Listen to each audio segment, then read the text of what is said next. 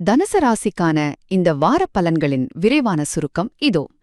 வர்ற மார்ச் 30ஆம் தேதி சுக்கிரன் உங்களோட 6ஆம் இடத்துக்கு மாறுறதால உங்களோட அன்றாட வாழ்க்கையில என்னென்ன மாபெரும் மாற்றங்கள் நடக்க போகுதுன்னு நாம சுருக்கமா பார்க்க போறோம். முதல்ல உங்களோட உணர்ச்சிகள் மற்றும் தொழில்ல ஏற்பட போற பெரிய மாற்றங்களை பத்தி பார்ப்போம். அடுத்த 25 நாளைக்கு சுக்கிரன் இதே இடத்துல இருக்கறதால உங்களோட இழந்த பொறுப்புணர்வு திரும்ப கிடைச்சு ஒரு நல்ல உணர்ச்சிபூர்வமான நிலைத்தன்மை உங்களுக்கு கிடைக்கும். இது எப்படின்னா, ரொம்ப செழிப்பான மண்ணுல ஒரு விதைய விதைக்கிற மாதிரி நீங்க செய்யற சாதாரண அன்றாட வேலைகள் கூட உங்களுக்கு 37% கூடுதல் வளர்ச்சிய நிச்சயம் பெற்றுத்தரும். இரண்டாவதா, இதோட தொடர்ச்சியா உங்களோட பணியிடச் சூழல் ரொம்பவே சூப்பரா மாறப்போகுது.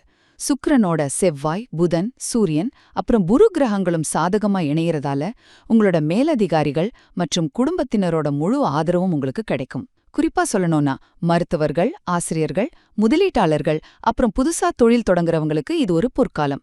சும்மா வீட்ல பணம் கொட்டுமான்னு கேட்டா கண்டிப்பா இல்ல. நீங்க செய்யற வழக்கமான வேலைகளே உங்களுக்கு அந்த கூடுதல் நிதி ஸ்திரத்தன்மையை தந்திடும். இறுதியா, இவ்வளவு சாதகமான சூழல் இருந்தும் உங்களுக்கு ஒருவேளை சோர்வாவோ இல்ல வாய்ப்புகள் கை நழுவி போற மாதிரியோ தோணுச்சுன்னா கவலையே படாதீங்க. அதுக்கும் எளிய தீர்வுகள் இருக்கு.